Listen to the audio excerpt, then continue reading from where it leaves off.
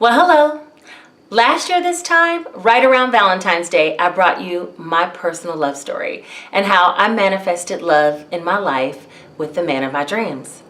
This year for Valentine's Day, I decided I'd do something different. Still a video about love, but instead a video about self-love and how important that is, especially when you're trying to manifest anything into your life. If that's something you'd be interested in, stay tuned. The law of attraction is nothing more than paying attention to your thoughts, how you're feeling, and your actions. Self-love goes hand in hand with the law of attraction. It's probably one of the most important loves that we have. Self-love is the key to manifestation because you have to be in your best vibration in order to be able to attract things to you. Now, don't get me wrong. Romantic love is very important.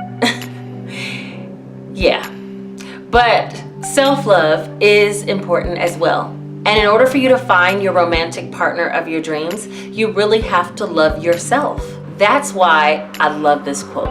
Perhaps we should love ourselves so fiercely that when others see us, they'll know exactly how it should be done. When I was going through my journey about trying to manifest the love of my life, I remember that I took some time to take care of me.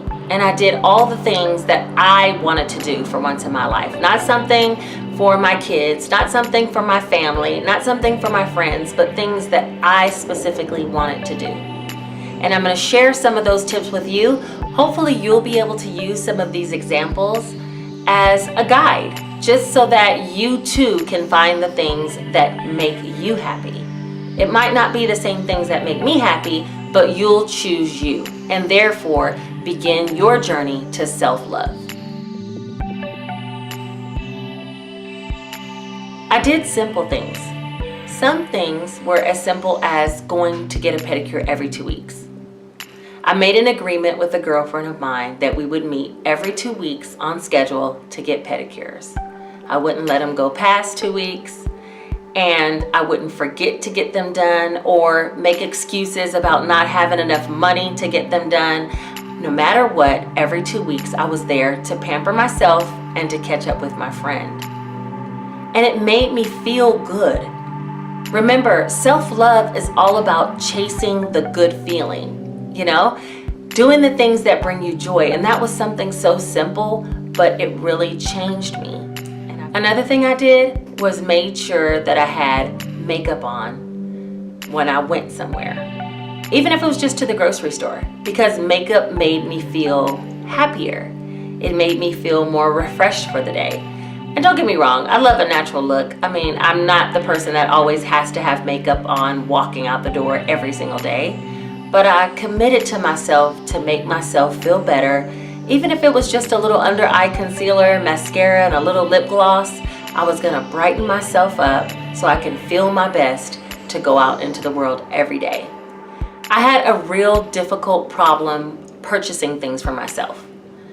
I mean, I guess maybe because I have children and I have a budget, and at that time, actually I didn't have a budget. Yeah, I didn't have a budget.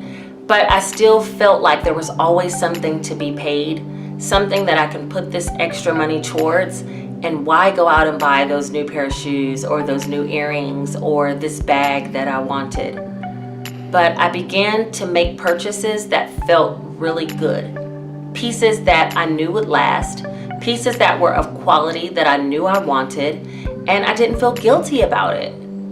And somehow, some way, when I would wear those pieces, it brought me tons of joy. And I felt like I deserved them over time. It started to change my feeling about myself, that I'm worthy. I'm worthy of having the nice things. I'm worthy of splurging on myself from time to time. Now, I'm not saying going broke and hitting bankruptcy because you're splurging on yourself, but a splurge from time to time makes you feel good. And that was another step towards my self-love. Now, a few of the more serious things that have helped me on my self-love journey has been meditation. I began going to a Kadampa meditation center, and I meditated in the park in the beginning, and then now I started meditating at the center. Something very powerful shifted in me from going to these meditation sessions. I'm not sure if it's because it was a guided meditation with other people's energy in the room, but it helped me to clear my mind, still my mind, and focus on what I was being led to focus on. And when I remember the first time I went to the meditation in the park. And when I opened my eyes and I saw the fountain and I saw the trees and heard the birds, everything seemed so much clearer, so much crisp, like the picture was so crisp in front of me. And I really felt an overwhelming feeling of gratitude and happiness just from going within, keeping still my mind and listening to the guided meditation. And the very first time I went, I knew that I was hooked, and I've been going ever since. And it's helped me to calm my anxieties, my worries, and to instead remember that there's something bigger than us guiding this whole thing. I also started reading books. Now, I'm not a big pick up a book and read it type person. I really am more of an audio learner. Is that how you say? Auditory. Is it auditory? Yeah, I'm more of an auditory learner. So I can listen to a lecture and I can remember exactly how it was said in the order that it was said. I can almost memorize when someone speaks to me. But when it comes to reading, I get very distracted. So I downloaded the Audibles app and I started downloading books about self-love or spirituality, law of attraction. Right now, I'm working through a 40-day or 6-week book called May Cause Miracles by Gabrielle Bernstein. And I heard a lot about this book. I just didn't take the time to actually sit down and do the meditations and do the activities day to day.